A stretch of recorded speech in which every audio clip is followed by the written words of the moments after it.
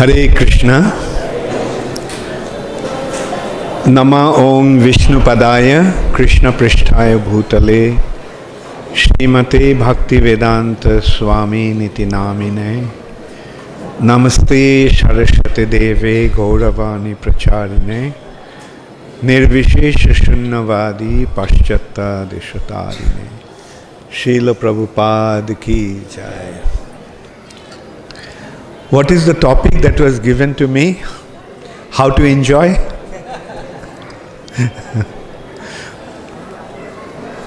Yes, that's a nice way to approach that. I think the original topic was youth is not meant for, is youth meant for enjoyment? Comes to the same thing, how to enjoy, isn't it? When one is young, one naturally wants to enjoy. Because it is a natural tendency of a human being to enjoy. But the point is, one must know how to enjoy. Like, if there is an option, if somebody tells you, you come to such and such place, you pay 500 rupees and you'll get a lot of enjoyment, a lot of fun.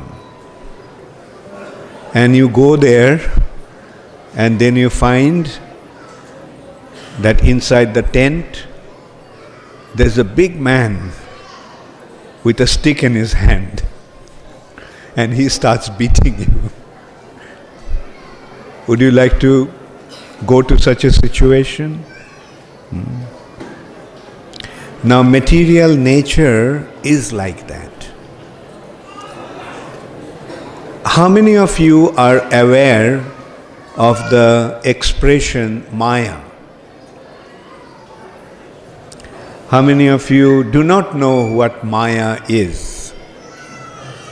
Those who don't know, please raise your hand. This side, everybody knows the meaning of the word Maya?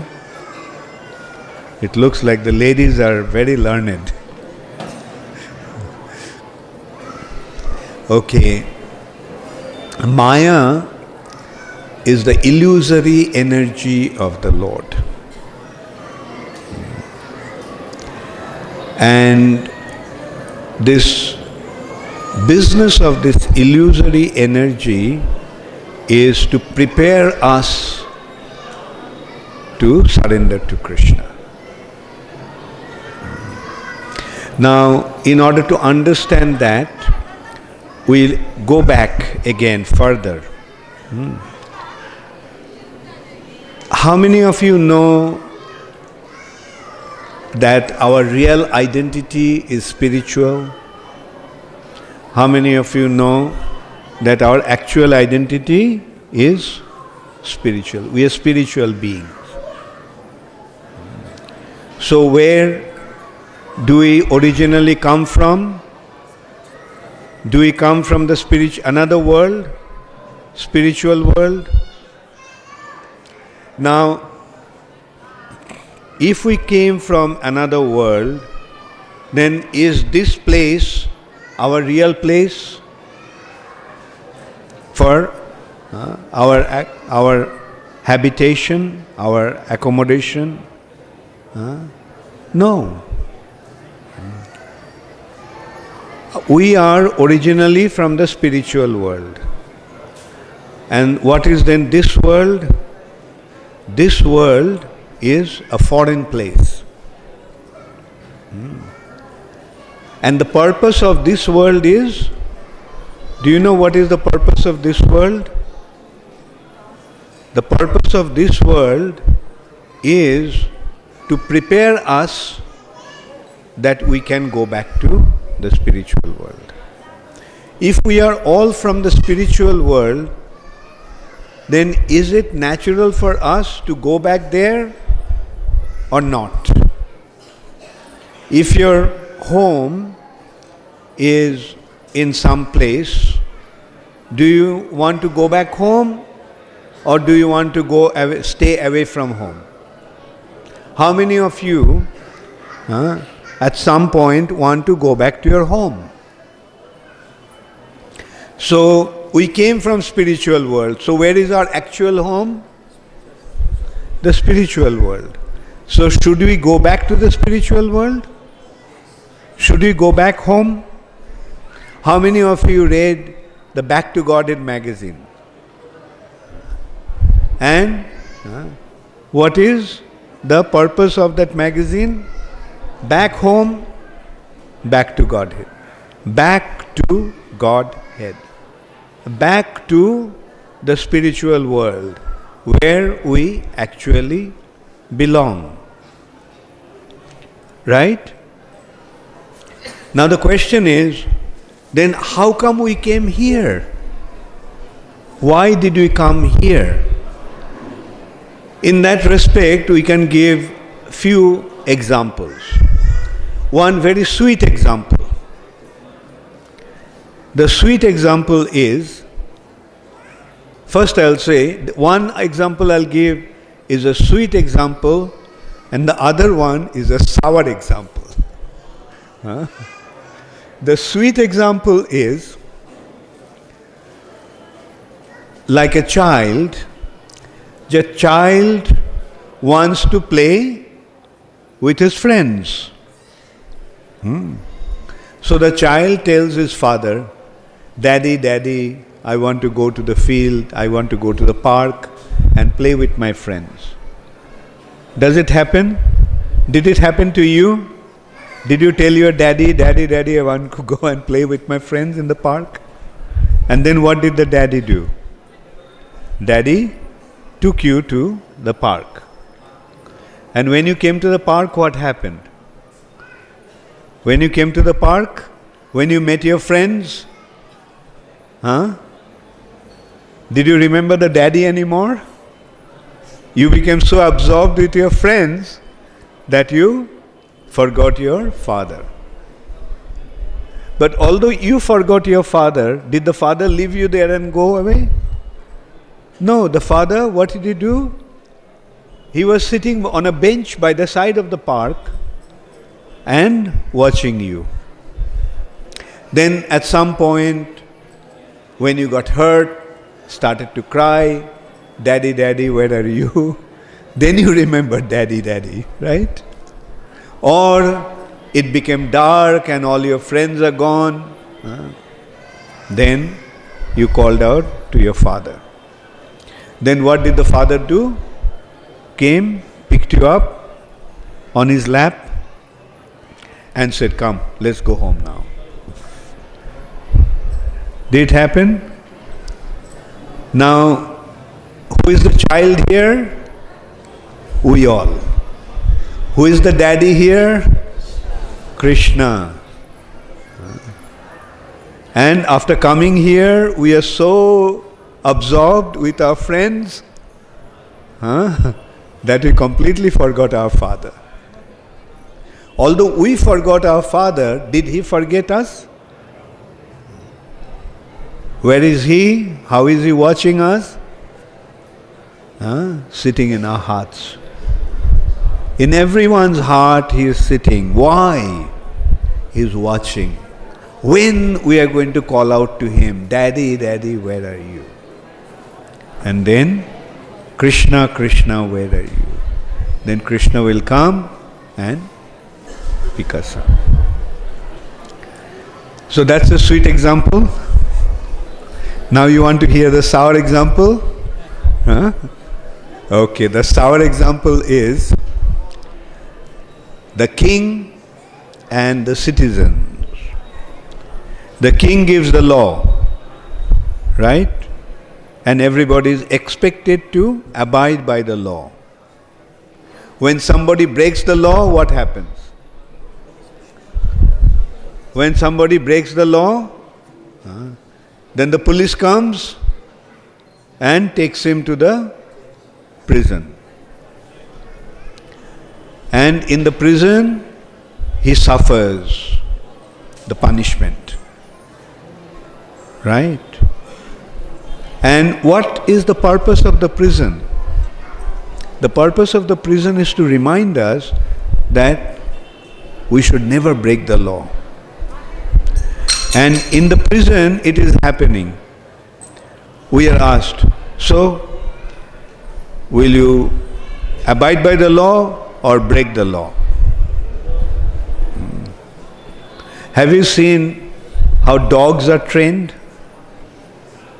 How many of you have seen how the dogs are trained? Okay, you know how it, at least theoretically you know. The dogs are trained, the dogs are asked to do something.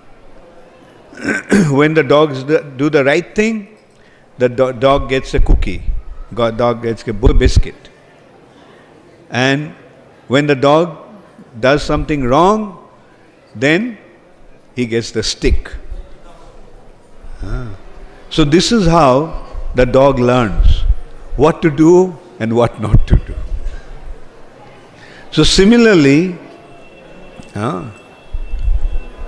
we are the ones who broke the law, right? And as a result of that, we are put into a very special place, the prison house. And prison house, for our mistake, what do we get? We get a stick, right? And when we do the right thing, we get rewarded. So who is the king here? Okay, so king is the king of kings, Krishna. So Krishna has given the law. What is the law that has been given by Krishna? That law is called dharma. Are you familiar with the expression dharmang tu shakshad bhagavat pranitam? How many of you know the meaning of this word, this line? Dharma is the law that has been given by Krishna himself. Shakshad bhagavat pranitam. So when we break the law, then what happens? When you break the law, do we get rewarded? We put into the prison. This material nature is a prison house. That's why at the beginning I told you it's a sour example. It doesn't sound very sweet. And in this, but whether we like it or not, it's the reality. In this material nature, are we enjoying or suffering? We are suffering. Everybody is suffering. Does anybody go to the prison house to enjoy? Everyone goes to the prison to suffer, to get punished. So we are here in this material nature in order to get punished. And what is the purpose of the punishment? The purpose of the punishment is to remind us that if we break the law of Krishna, we will suffer. Now, on the other hand, if we abide by the instructions of Krishna, then what will happen?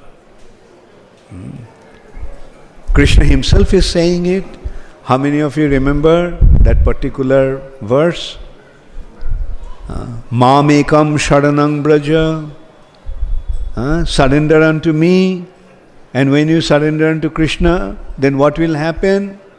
Ahang tvang sarva papibhyo moksho ishami. I will deliver you from all your suffering condition.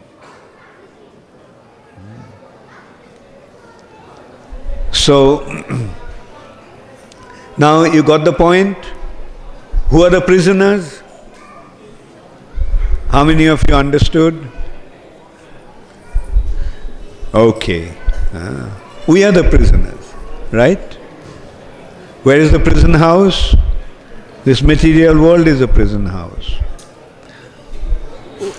Who is the king? Krishna. And because we broke his law, that's why we are suffering. That's why we are suffering. Now, if we surrender unto Krishna, then what will happen? Did you consider that? Consider, in the prison house, somebody surrenders to the king. Then what will the king do? If somebody writes a letter to the king, my lord, I'm sorry, I made a mistake, I broke your law. I promise I'll never do that. Then what will the king do? The king will report to the prison authority. And the prison king will say, this person seems to be rectifying himself. So please watch him. And the prison authorities see that yes, this person is truly surrendering to the king. He is abiding by the law, he is submissive, he is... So then what happens? Then the prison authorities start to give him facilities. Right? Gives all kinds of facilities. Although he is in the prison, but he is not treated like a prisoner because his mentality has changed. He has been corrected himself. And then what do the prison authorities do? They make him a role model. They show everybody, look at this prisoner. He is getting so much facilities.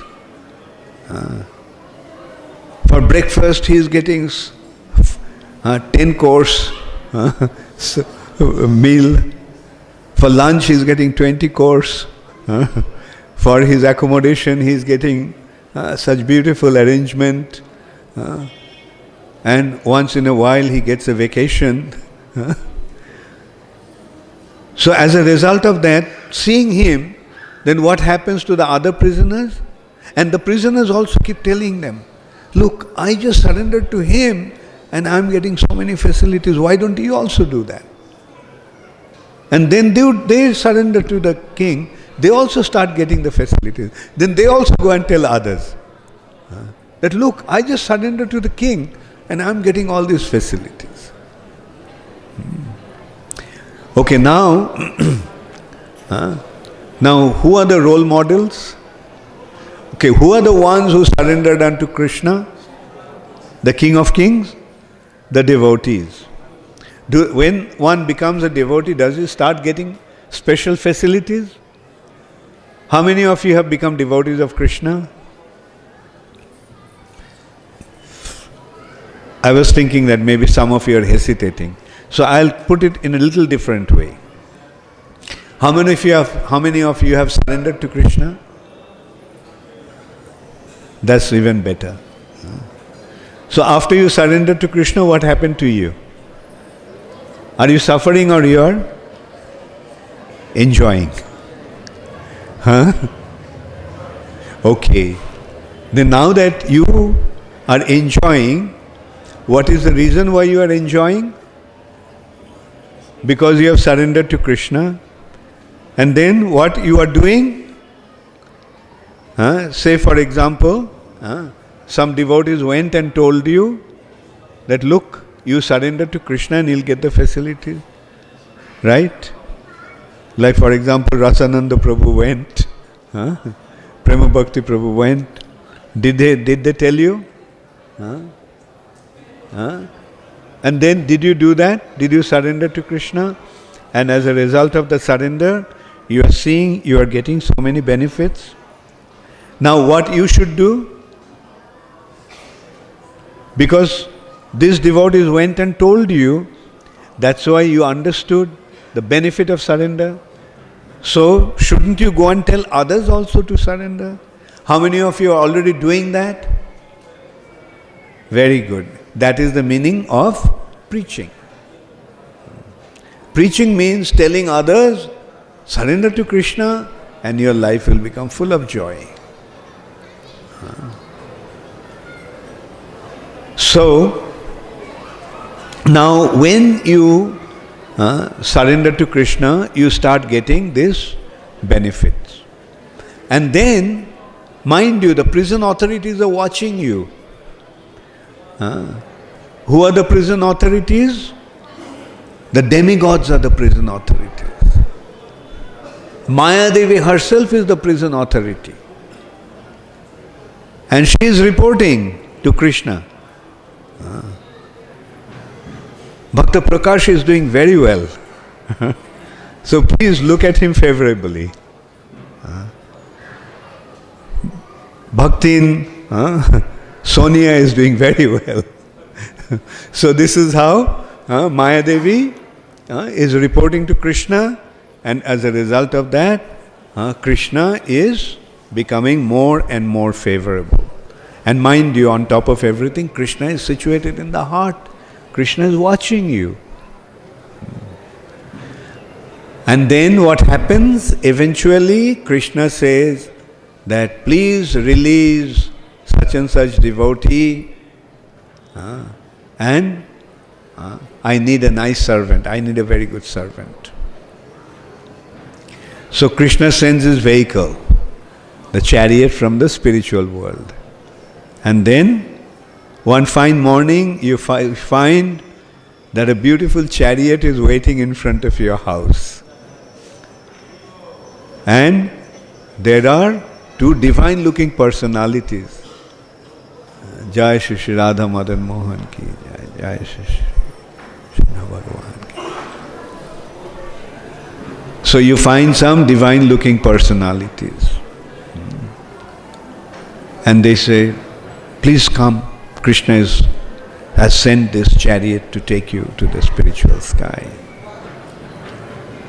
And then the chariot takes you to where? The chariot takes you to Krishna's palace. And there, when you are with the King of Kings, what happens to you? He is enjoying, and you also enjoy with him.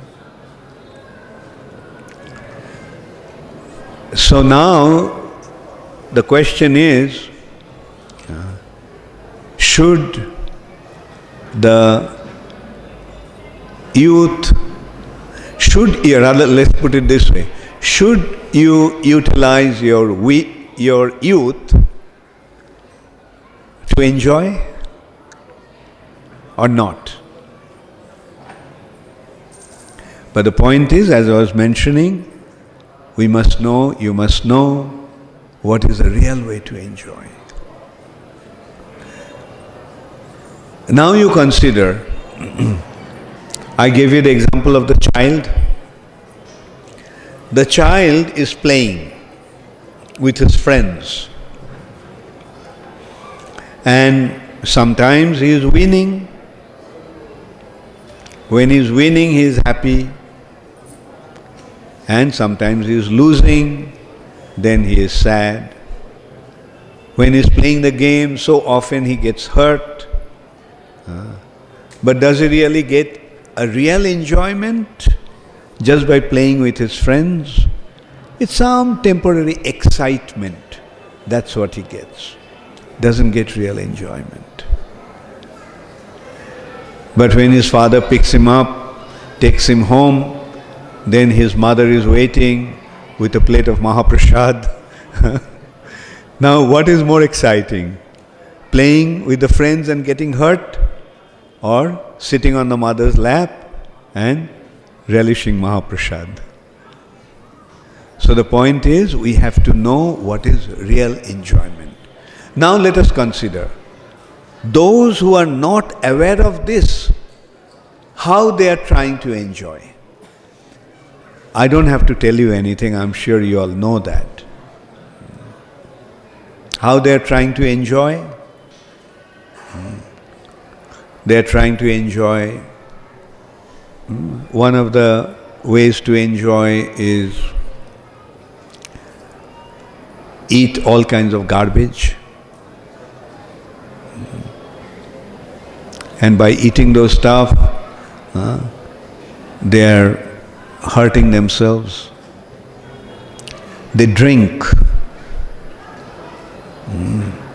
And what is the result of drinking? One gets drunk, one loses his sanity. Is that a way to enjoy? He takes very, very heavy drugs, and you know the result of that. Now, is this the way to enjoy, or is this the way to suffer? Therefore, it is very important that you find out what's the real way to enjoy. What is the real way to enjoy? Now, what he told you about the real way to enjoy, how many of you accepted that proposal?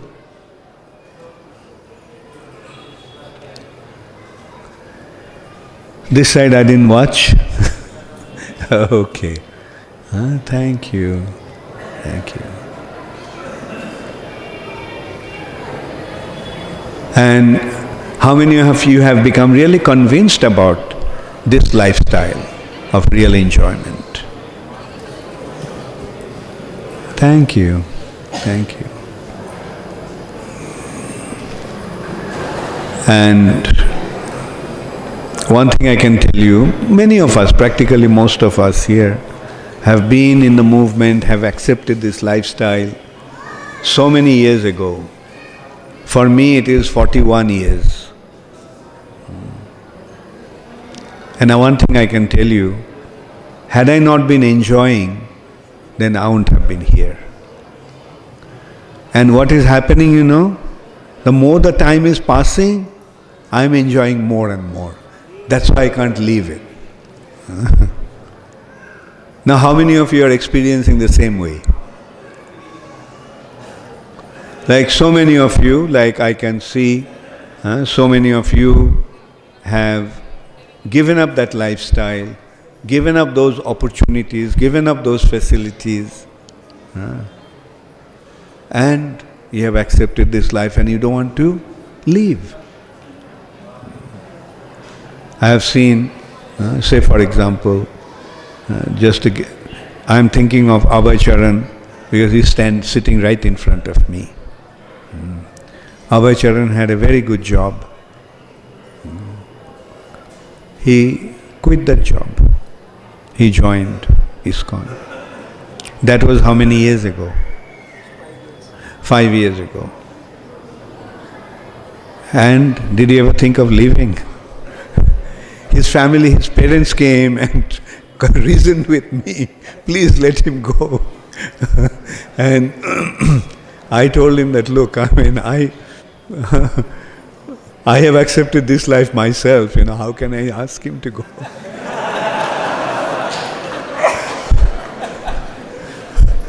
And his parents have given up finally. And same thing with Brajendra Krishna, same thing with so many of you, Chaitanya Chandran, all of you, so many of you, those who have become full-time devotees. And finally the family members have given up, hopeless. The other day, one of our god brothers from America was giving a class, Badri Narayan Maharaj. So he was telling about one bhakta who joined the temple. And his parents were coming, giving him all kinds of temptations, like, come, we'll give you so much money, we'll give you this, we'll give you that. But he didn't want to go back. They couldn't understand why. According to them, the lifestyle in the temple is so hard, so difficult. So then they thought that probably they could take him to a wedding. So they took him to a wedding, thought that, seeing this grand wedding, some relative was getting married, that he may change his mind.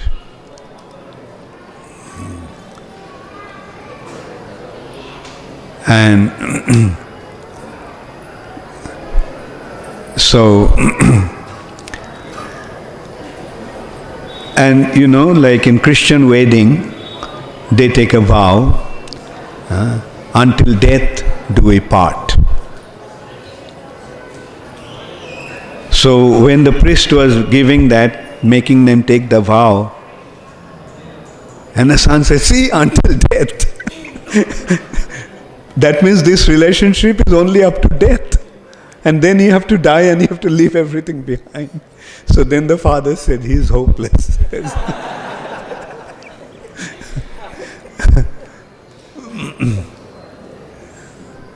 So that is how a devotee is situated in proper knowledge. So have you become situated in proper... Do you all think that you have become situated in proper knowledge? Please raise your hands. Very good. Very good. So I feel very happy, because before giving the class I was thinking how to present it to you, because you all are so young and you naturally have a tendency to enjoy, and if I come and tell you, then you'll say, Maharaj, you are over 70 years old, you have lived your life. You are giving this advice to us. Thank you so much. Actually, wisdom doesn't have any restriction of age. Hare Krishna, all glories to Srila Prabhupada. Does anybody have any question? Yes? Give the mic.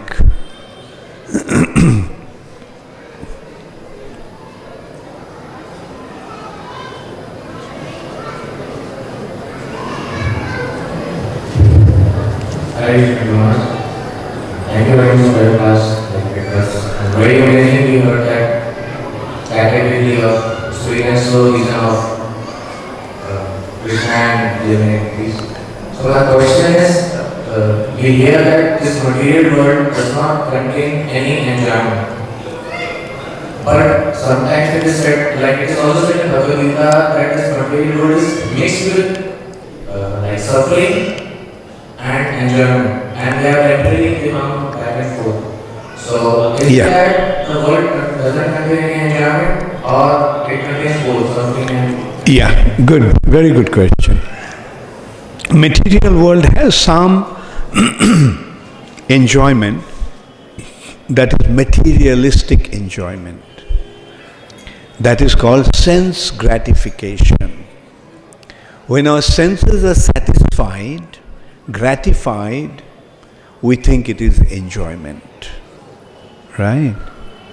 But actually that is not real enjoyment. It is called sense gratification. Say for example, one is suffering due to excessive heat. The temperature here became 44 degrees. And then you get some air conditioner and you enjoy the reduction of that temperature. But for how long that will last?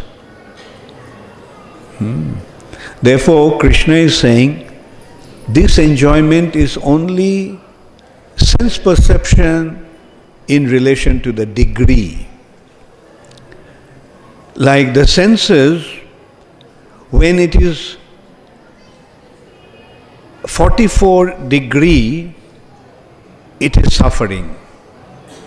When it is 25 degrees, it is enjoyment. But when it is minus 0 degrees, it's miserable. Like, you see, heat is painful. But cold also is painful. It's only matra sparshas tu konteya shitasna sukha dukkhada. The sukha and dukkha happiness and pain is only a matter of sense perception. Right? And Krishna is saying, Agama paina nittas. Just as summer season comes, summer season goes away. Then winter comes. Winter also doesn't last forever. That also goes away. Therefore, Krishna is saying, this happiness and pain in this material nature will come and go. Agama paina anitta. They are temporary. Therefore, tang stitikshasya bharata. Therefore, just tolerate it. Tolerate it. If it is suffering, tolerate it. If it is enjoyment, don't become attached to it. So Krishna is saying that do not become attached to enjoyment and averse to suffering. They'll come and go. You can't avoid it. So just tolerate. Because these are the characteristics of the material nature. But you belong to a world where there is no suffering.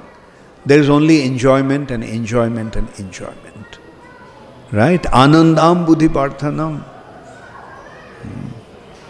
So that is our real situation.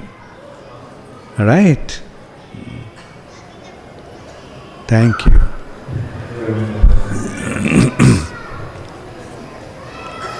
Any other question? Yes. Hare Krishna.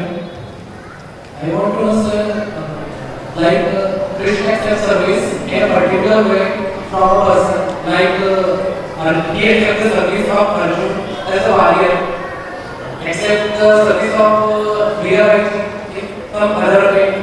So how can we know that what kind of service that Krishna will accept from us? Can you explain what he said? Krishna accepts different ways service from different people. Like Arjuna as a warrior, Veerabai in different way. So how do we get to know what kind of service Krishna wants? Oh yeah, very good. Very good. So I was having a little, because there was so much echo, like I couldn't hear properly. So, yes, very good question. Now, how do we know what Krishna wants? So, since we cannot figure out what Krishna wants, we have to approach somebody who knows what Krishna wants.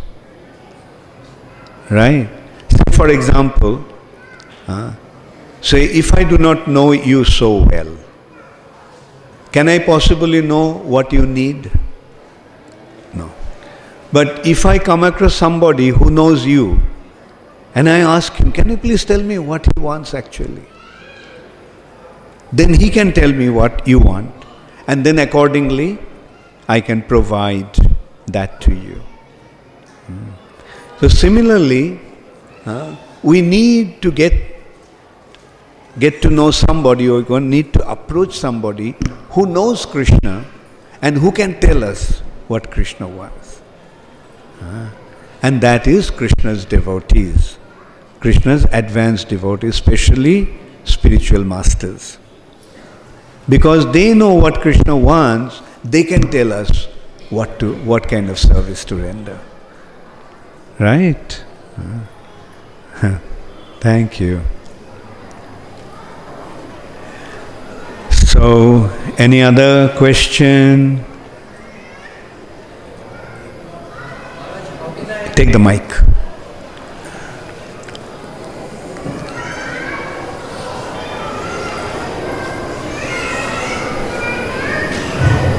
I'm totally convinced that one should surrender oneself to Krishna.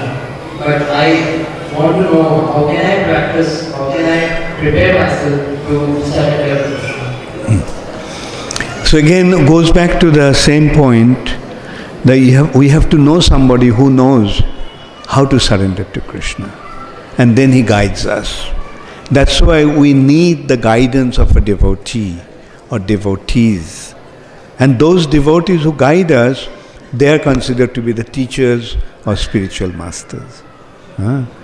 And that's one way of approaching. The other consideration is there are scriptures. The scriptures also give us direction how to surrender to Krishna. For example, Bhakti Vinod Thakur is giving us a very clear understanding. Manasa deha geha jo kichu mor or pilu tua pade nanda kishore. My body, my mind, my family, my wealth, whatever is mine, I am offering it to Krishna. Krishna himself is saying, Mamekam sharanang braja, surrender unto me. So this is how we get to know how to surrender to Krishna. And then Krishna's devotees give us practical guidance, how to surrender. Like for example, sometimes somebody may think, well, I want to become a devotee, so I will leave home and I'll go to Himalayas and where there won't be any family member to trouble me. But then you come across the devotee and share your ideas with him. And then he says, no, there is no need to go to Himalayas. Why don't you stay at home and continue to serve your family? And at the same time, you also serve Krishna and make your family members into devotees of Krishna. Or he may say, well, at home you are not able to practice properly, so why don't you come and stay in the temple? Like that, they give you the practical guidance, which may not be possible for one to decide for himself. Right? So, yes, at the back there is a question.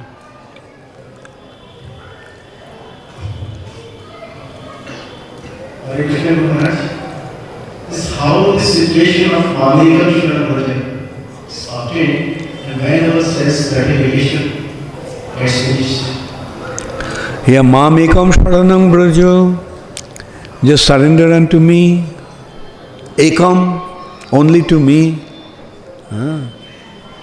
So that is the way.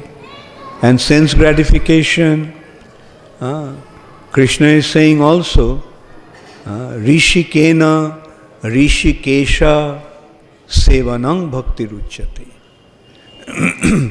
When the senses are engaged in serving the Lord of the senses, then only the senses get properly gratified. Right? The real sense enjoyment comes when we offer, when we give pleasure to the Lord of the senses. Right? So there is no need to separately try for sense gratification. In that respect, one very nice example is, see, the real enjoyment is not through gratifying the senses. The real enjoyment comes from within the heart. Right? The example that is given, see, the mother is very hungry and there is just a little food.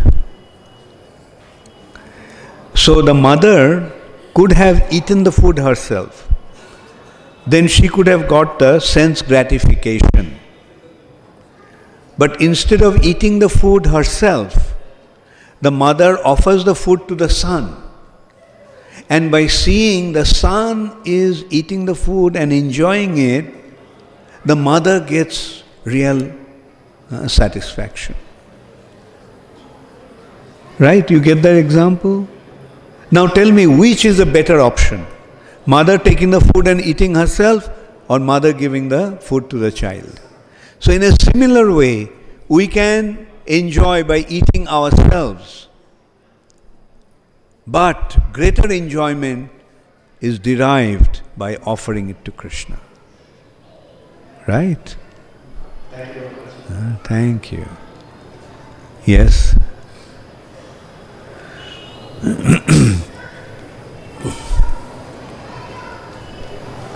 Give him the mic here. Who has the mic? I can't hear you. Okay. Yeah. My question is on consciousness and purity. Your question is? On consciousness and purity. So when we talk like about the senses and sense objects, so if we say the equation like the senses of a subject and they come in contact with the object, so there is a sense gratification. And sense gratification is a state of mind. Like pleasure is created by mind. But at the same time, when we say that the mind is not feeling the pleasure, even in contact with the sense objects. So where we will consider the purity of the subject. Purity of the? Subject. Purity of the subject. Like if we say like to refrain from the sense objects, like is one of the the criteria kind of thing that the sense the subject would be kept pure and like at the same time, but when even if the subject is in contact with the object or sense, the area the senses are in contact with the object, but still the mind is not in place. So like where will we consider the purity of the subject? Well, the ultimate consideration is not just the mind. The ultimate consideration is the contentment of the soul. So, sense gratification, you see, mind also is a sense. Therefore, the pleasure derived by the mind also is sense gratification. But the point here is that sense gratification is only illusory or temporary. So actually what is happening when, as you were saying, like the object of the senses and the senses, when the interaction of these two is pleasing to the senses. For example, not that always when the mind is in contact with the senses and the object, it is enjoyment. Like when it is terribly hot, right? And the senses are perceiving the heat, the mind is tuned into that. But that is not enjoyment, right? Like the consideration is the factor of pleasure to the senses. To a certain degree, the senses are perceiving some sort of pleasure. But the real point is that sense pleasure is not the real pleasure. The real pleasure is anandam, that is experienced only by developing our relationship with Krishna. Does it answer your question? Yes, and my second part, like what about purity? Purity of the subject. Well, I don't know what you mean by purity of subject, but what comes to my mind is the subject become purified when it is offered to Krishna. That is the only consideration of purity. Otherwise, it's all impure. If it is not connected to Krishna, there's no consideration of purity. Just like Om apavitra pavitrava sarvavasthang gatopiva jasmarit pundarikakhang sabhajya abhantarang suchihi. Just by remembering Krishna, one becomes purified both externally and internally. So point is, the ultimate consideration of purity is Krishna. Say for example, no matter how nicely, how valiantly Karna fought, his endeavor is not pure because it was not connected to Krishna. Whereas all of Arjun's endeavors are pure because he is fighting for Krishna's sake.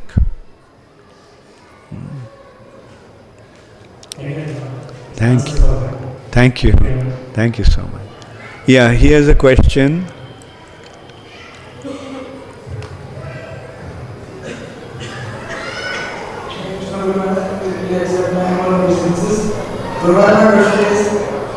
How can we save ourselves from Smriti Buddhinashra production? Because at the present time it's very difficult not to carry visual time. So how can we save ourselves better conditioning when Buddhinashra? Okay, good. Very good question. So the question is that consider the beginning of it. Dhayate Vishayan Punksha. Right? Our senses are running towards the object of the senses. Right? If we allow the senses to run towards the object of the senses, Dhayate Vishayan Punksha, then what happens? What's the natural consequence? Sangaste Shupajayate. Attachment develops. Sangat Sangjayate Kama. Due to that association, lust develops. That means desire to enjoy that develops. Kamat Krodho Bhijayate. As a result of that, anger develops. Krodhat Bhavati Sanmoha. Due to anger, one becomes bewildered. Sanmohat Smriti Vibhrama. Therefore, due to bewilderment, loss of memory. Smriti Bhrangshat Buddhi Nasha. Due to loss of memory, the intelligence is lost. Buddhi Nashat Pranashati. See how just because of one little mistake, allowing our senses to run towards the object of the senses, we are becoming doomed. Now the point is, the senses will have a natural tendency to run towards the object of the senses. The yogis try to artificially withdraw the senses from the object of the senses. It's a very difficult process. But the simple process is, the senses are running towards the object of the senses.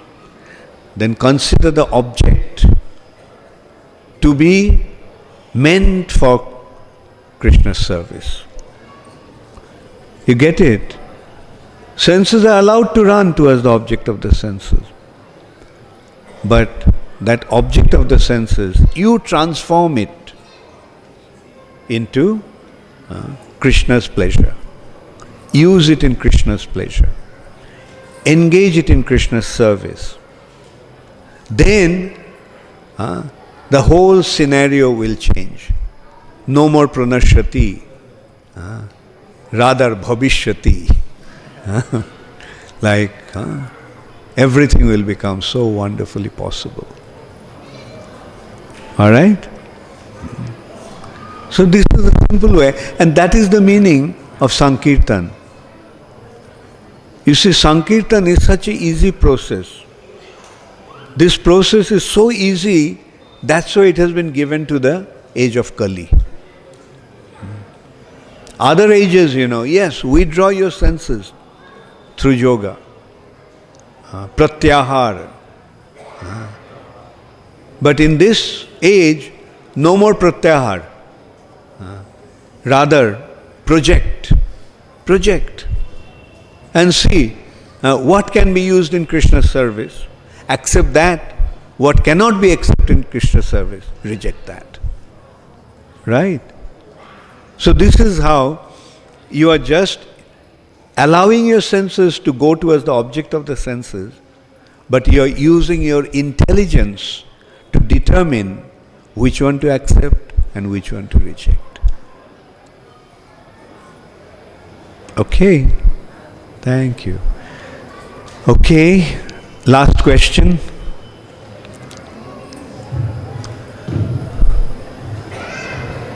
Hare Krishna, Guru Maharaj.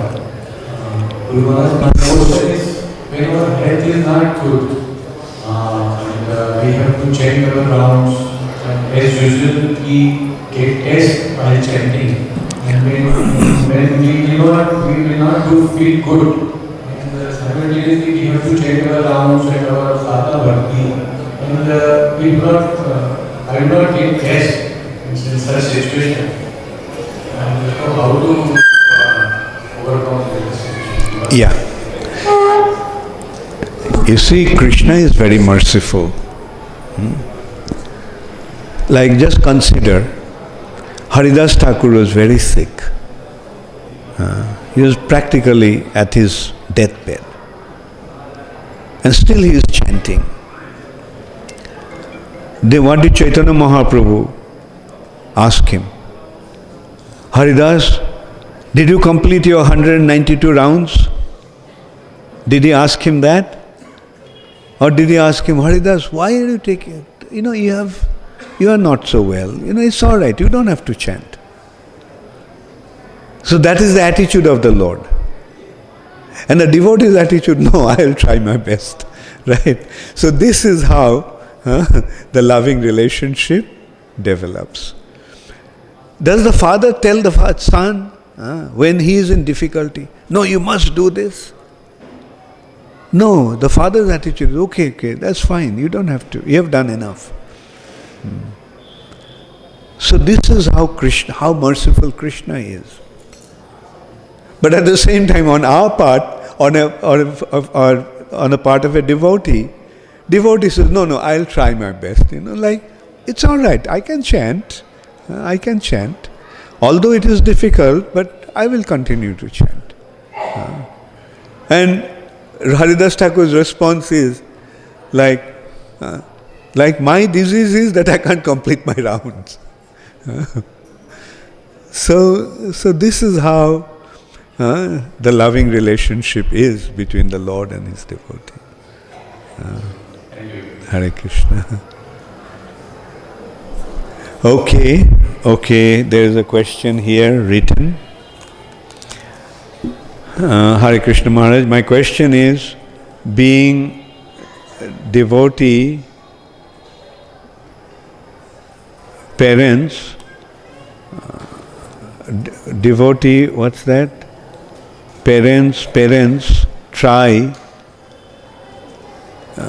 and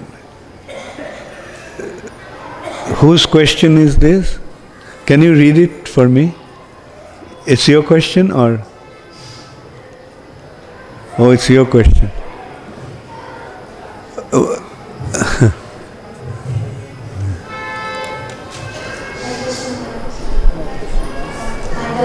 Okay, she has. That was my question. My question is, being devotees and especially devotee parents, they be very anxious to make their kids devotees.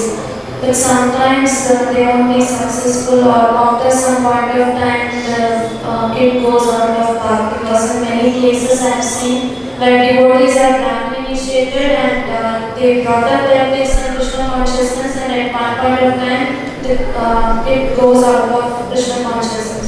So at that point, what is the duty of the parents? And is it the parents' fault, or how they have to bring up their kids in Krishna consciousness so that they can... So the parents are devotee parents?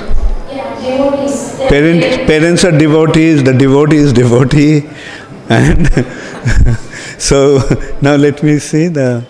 Son is not becoming devotee. Huh? Son is not becoming devotee. The parents? Parents is devotee, son is not devotee. Okay. What is parents' fault? What is parents? Parents' fault? If son is not becoming devotee. Everyone has come with his own independence. Right?